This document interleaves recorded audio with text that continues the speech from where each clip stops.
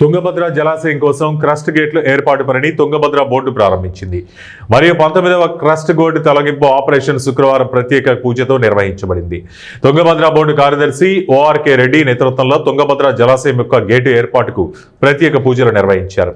Tungabhadra board gate నిర్మాణ బాధ్యతను గుజరాత్కు చెందిన ఒక సంస్థకు అప్పగించారు. ఈ సంస్థ యొక్క నైపుణ్యం కలిగిన నిపుణులు మరియు కార్మికులను ఉపయోగించి గేట్ల తయారీ జరుగుతోంది.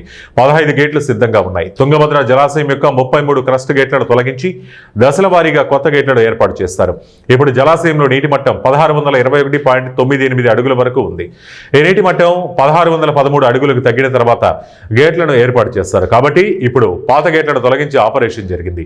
33 క్రస్ట్ గేట్లలో 15 క్రస్ట్ గేట్ల ఏర్పాటుకు సిద్ధంగా ఉన్నాయి.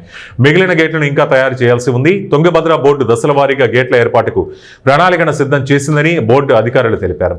ఈ సందర్భంగా విజయనగరం జిల్లా magistrate Kavitha, S Munigeri, ZP CEO Akram Shah, SP S Jahnavi, assistant commissioner Vivekananda, ఆనకట్ట సూపరింటెండెంట్ ఇంజనీర్ నారాయణ నాయక్, అధికారులు కులకర్ణి, శ్రీనివాస్, మల్లిగేవాడ, చంద్రశేఖర్, జ్ఞానేశ్వర్, రాఘవేంద్ర మరియు ఇతరులు పాల్గొన్నారు.